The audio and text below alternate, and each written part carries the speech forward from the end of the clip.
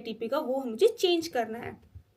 टीआईटीपी में जापान में भी बहुत सारी, जापान की भी बहुत सारी कंपनीज एंड इंडिया के भी जो आपके एजेंट होते हैं, जो आपसे पैसा भी खाते हैं, ठीक है, जब आप आते हो, जब आपसे पैसे भी लेते हैं, उसके बाद आपको बेफालतू का डराते भी हैं कि आप ये कंपनी नहीं छोड़ोगे, ठीक है, आप यहाँ पे काम छोड़ दोगे तो आपका फ्यूचर बर्बाद हो जाएगा, आप कभी फ्यूचर में जापान नहीं जाओगे, ऐसी ऐसी बात बोलते हैं। उसके अलावा जिस कंपनी में आप जापान में जॉब कर रहे हो वो कंपनीज भी, एटलीस्ट मैंने ये भी देखा है कि जो साथ में जापानीज लोग वर्क करते हैं ना, वो भी इंडियंस को या कि और कंपनीज के लोगों, और कंट्रीज के लोगों को ऐसे ऐसे डराते हैं कि आप ये ऐसे नहीं करोगे, ये काम ऐसे नहीं करोगे तो आपको उल्टा जो कंपनी है वो उल्टा इंडिया भेज देगी, ये कर देगी, वो कर देगी, ऐसा। लेकिन ऐसा कुछ भी नहीं है। जो जापान की टीआईटीपी की जो और ऑफिशियल वेबसाइट है, उसके हैंडबुक में साफ साफ लिखा हुआ है कि कोई भी कंपनी आपको बिना बात के, आपकी जो टीआईटीपी की जो भी कंपनी है, जिस कंपनी में आप टीआईटीपी वीजा पे आए हो, बिना किसी ऑफिशियल नोटिस, बिना किसी बात के, ठीक है, आपको डायरेक्ट डिपोर्ट नहीं करवा सकती,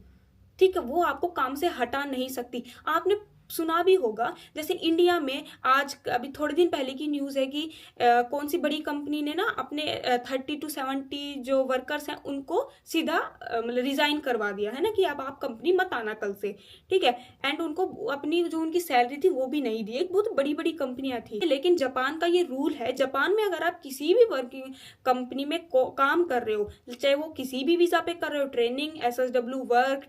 ठीक है, इंजीनियर वीजा, किसी भी वीजा, आपकी जो जॉब है वो सेफ होती है, ठीक है, आपकी कंपनी आपको फोर्स नहीं कर सकती, ठीक है, कि आप जॉब छोड़ो। अब नेक्स्ट हम बात करते हैं कि मान लो आप जिस कंपनी में जॉब कर रहे हो, आपके साथ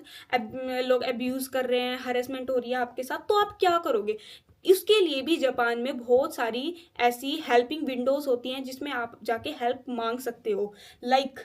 सुपरवाइजिंग ऑर्गेनाइजेशंस होती हैं, ठीक है। उसके अलावा जब आप टीआईटीपी पे वर्क करते हो या फिर एसएसडब्ल्यू वीजा में वर्क करते हो, तो आपके पास एक सपोर्टिव कंपनी भी होती है, ठीक है। जो एक इंडिया की कंपनी तो अलग होती है, जो आपका एजेंट होता है, उसके अलावा जापान की भी एक सपोर्टिव कंपनी होती है जो कि गवर्नमेंट से जुड़ी होती है, जो कि आपको हेल्प करती है। उसके बाद ओटीआईटी हेल्प सेंटर्स भी होते हैं जगह जगह पे, जहां पर आप अगर ट्रेनिंग वीजा में हो तो आप वहां पे जाके अपनी प्रॉब्लम्स रख सकते हो। उसके अलावा लेबर ऑफिस में भी आप अपनी प्रॉब्लम्स जाके रख सकते हो। उसके अलावा इमिग्रेशन सपोर्ट में भी आप कॉन्टेक्ट कर सकते हो। जैसे कि अगर आप जो पर्सन मेरी वीडियो देख रहा है, अगर वो जापान में किसी भी फील्ड में वर्क कर रहा है, तो उन्होंने देखा होगा एसएसडब्ल्यू या टीआईटीपी में अगर आप वर्क करते हो तो आपके पास 6 महीने 1 साल में हमेशा इमिग्रेशन से लोग खुद आते हैं। ये चीज मैंने भी देखी है, मैं भी एसएसडब्ल्यू वीजा में जापान में वर्क करती हूँ, एंड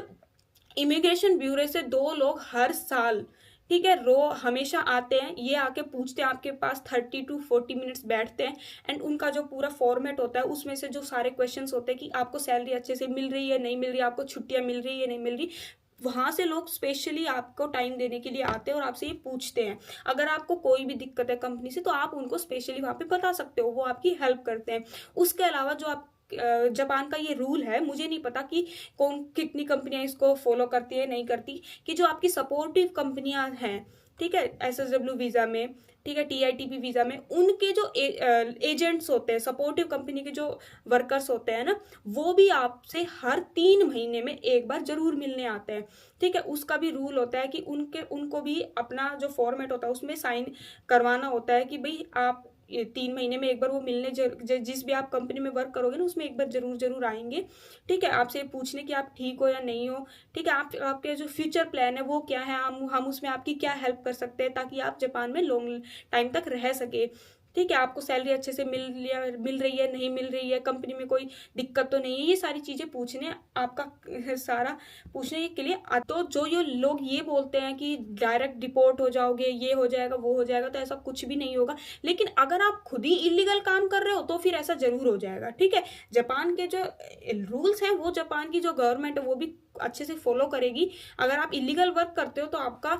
आपका जो वीजा रिन्यू है, अगर आपका वीजा जो रिन्यू होता है हर ईयर, तो वो उस वीजा रिन्यू में भी आपको दिक्कत आएगी। आप अगर इलीगल वैसे काम करते हो, अगर गवर्नमेंट को नहीं पता चला 1 साल में, तो आप जब आपका वीजा रिन्यू होने जाएगा उस टाइम गवर्नमेंट को तो पता चलेगा ही, अगर आप कहीं पे इलीगल वर्क कर रहे हो, है ना, इन चीजों का, तो फिर आपका वीजा रिन्यू नहीं होगा, फिर आपको वैसे रिपोर्ट किया जाएगा, क्योंकि उसमें क्या आ जाएगा कि आपने जापान में रूल्स को फॉलो नहीं किया है, ठीक है, इलीगल आप काम कर रहे थे। तो क्या है, आप अगर कुछ इलीगल स्टेप करते हो तो वो आपके लिए, आपकी फ्यूचर ग्रोथ के लिए भी, फ्यूचर जापान रिटर्न के लिए भी बहुत ही डेंजरस हो सकता है। तो आपको कुछ ऐसा नहीं करना है। उसके अलावा आई थिंक आपको आपके क्वेश्चन का आंसर मिल गया होगा। आई होप ये वीडियो आपको हेल्प करेगी। Thank you. हरे